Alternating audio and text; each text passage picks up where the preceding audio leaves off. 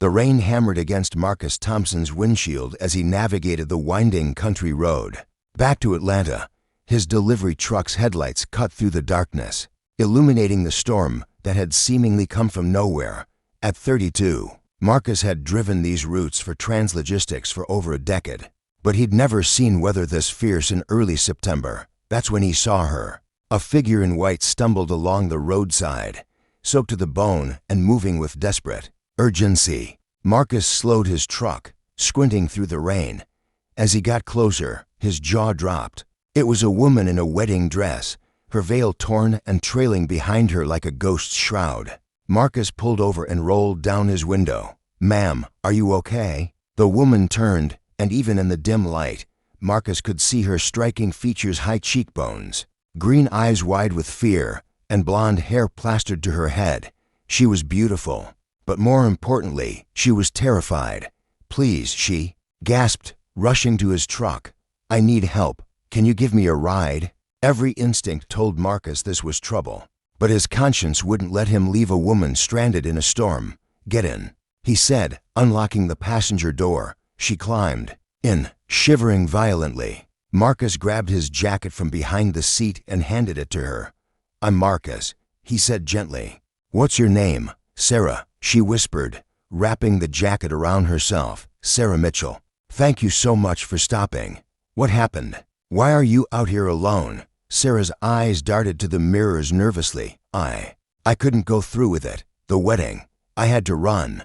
Marcus had seen enough movies to know runaway bride stories usually involved more than cold feet. But looking at Sarah's genuine terror, he sensed this was different. "Where do you need to go?" "Anywhere away from here. Please, just drive." As Marcus pulled back onto the road, Sarah kept checking the mirrors. Her hands trembled as she tried to fix her hair, and Marcus noticed a small cut on her cheek that the rain had washed clean. "You hurt?" he asked. "It's nothing," she said quickly. "Just, can we please keep moving?" They drove in relative silence for 20 minutes, the storm gradually lessening. Marcus wanted to ask more questions, but Sarah seemed to be gathering her thoughts. Finally, she spoke. "You must think I'm crazy," she said with a bitter laugh. "Lady, I've seen crazy. You seem scared, not crazy. Big difference." Sarah studied his profile in the dashboard light. Marcus had kind eyes and an honest face. Something about his calm presence made her feel safer than she had in months. "His name is Vincent Carrington," she said quietly. My ex-fiancé. He's very wealthy and very dangerous." Marcus kept his eyes on the road, but his grip tightened on the steering wheel. "Dangerous how?" "He owns half the businesses in 3 counties, construction, real estate, some other ventures. When Vincent wants something, he gets it. And he wanted me." Past tense, Sarah nodded. "I thought I loved him at first. He was charming, sophisticated. But then I started seeing the real Vincent, the way he controlled every aspect of my life, how people were afraid of him. The phone calls in the middle of the night about problems that needed handling. So you ran." 3 hours before the ceremony, I climbed out a bathroom window at the church. She laughed shakily. "In hindsight, not my best plan, but I panicked." Marcus's phone buzzed. A text from his dispatcher about a delayed pickup in the morning. As he glanced at it, Sarah tensed.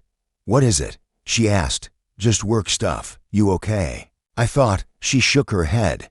"Vincent has connections everywhere. Police, judges, business owners. He'll be looking for me. We'll figure it out," Marcus said, surprising himself with the commitment in his voice. This woman was a stranger, but something about her situation touched him deeply. They stopped at a 24-hour diner outside Macon. Sarah hesitated to go in, but Marcus convinced her she needed food and warmth. The elderly waitress barely blinked at Sarah's wedding dress, simply brought coffee and asked no questions. "I can't keep running forever," Sarah said, wrapping her hands around the warm mug. "But I can't go back either. What about family, friends?" "Vincent isolated me from most of them, said they didn't understand our special connection." Her voice dripped sarcasm. "My parents died in a car accident 2 years ago. That's actually how I met Vincent. He handled the legal work for their estate." Marcus felt a chill that had nothing to do with the storm. "He handled your parents' estate and then started dating you? Within 6 months, looking back, it feels calculated. Like he saw a vulnerable woman with a decent inheritance and made his move. How much money are we talking about? My parents left me about $500,000 in life insurance and property. Plus, I'm a nurse practitioner. I make good money. Vincent always said I was a valuable addition to his portfolio. She shuddered. I should have run when he said that. Marcus's phone rang. Unknown number. He declined the call, but Sarah went pale. He's looking, she whispered. The phone rang again. This time Marcus answered. Hello, is this Marcus Thompson? The voice was smooth, cultured, with an underlying edge that made Marcus's skin crawl. Who's asking? My name is Vincent Carrington. I believe you may have encountered my fiancé this evening, Sarah Mitchell. She's unwell, having a breakdown. I'm very concerned for her safety. Marcus looked at Sarah, who was shaking her head frantically. I don't know anyone by that name. He lied. Mr. Thompson, I know she's with you. I have resources that can track these things very quickly. I'm not angry. I understand she may have spun quite a tale, but Sarah needs help, and I need her back safely. Like I said, wrong number. I'm offering a $50,000 reward for her safe return. No questions asked. Think about it, Mr. Thompson. That's more than you make in a year driving trucks. The line went dead. Marcus stared at his phone, then at Sarah. How did he get your number so fast? She asked. Good question. Marcus thought about it. Your dress. Might have a tracker, or maybe he has contacts at the phone company. Sarah looked down at herself in horror. He's been tracking me. We need to move. Now. They left money on the table and hurried back to the truck. As they pulled out of the parking lot, Sarah spotted headlights approaching fast from the direction. They'd come. That's him, she said. Black Mercedes. License plate VCAR1. Marcus floored it. His delivery truck surprisingly responsive. He knew these back roads better than most, having driven them for years. But the Mercedes was faster and gaining ground. There's a police station about 10 miles ahead, Marcus said. No, Sarah grabbed his arm. Vincent owns half the cops in 3 counties, remember. They'll just hand me over to him. Marcus's mind raced. Then he remembered something. My cousin, Dwayne. He's a sheriff's deputy in Fulton County. One of the good ones. We can trust him. Sarah nodded, though she still looked terrified. Behind them, the Mercedes was getting closer. Marcus took a sharp turn onto a smaller road, then another. His truck handled the turns better than he expected, and gradually, they began to lose their pursuer, but Marcus knew it was temporary. We need to get you somewhere safe while we figure this out, he said. There is no safe, not from Vincent. There's always safe. But we need help. Marcus called his cousin Dwayne, explaining the situation quickly. Dwayne agreed to meet them at a secure location, a safe house, the department used for witnesses in dangerous cases. 2 hours later, they sat in a modest apartment with Deputy Dwayne Thompson, a tall man who shared Marcus's honest eyes but had the bearing of someone who'd seen too much. Vincent Carrington, Dwayne said grimly. We've been trying to build a case against him for years. Nothing sticks. Too many people on his payroll. So Sarah's trapped, Marcus asked. Not necessarily. But she's right to be scared. Last woman who tried to leave him ended up in the hospital. Accident, according to the report. Sarah went even paler. What woman? Business partner's daughter. Tried to break off their engagement 2 years ago. Car went off a bridge the same night. He never told me about any other engagement.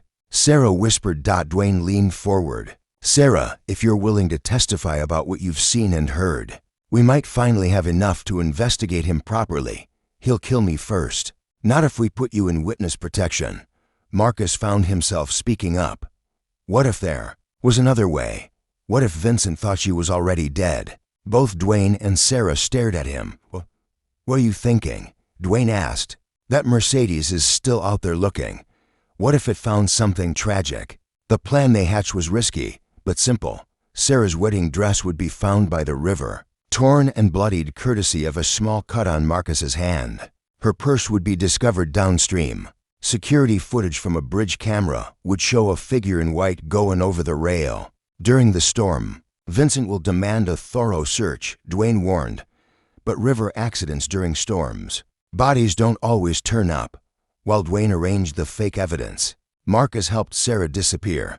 New identity, new location, new life. It wasn't legal, but sometimes justice required creative interpretation. 3 months later, Marcus received a postcard from Oregon. No signature, just a picture of a lighthouse and the words "Thank you for the ride" written in familiar handwriting. 6 months after that, the FBI finally arrested Vincent Carrington on racketeering charges. Seems a former business associate had turned state's evidence, providing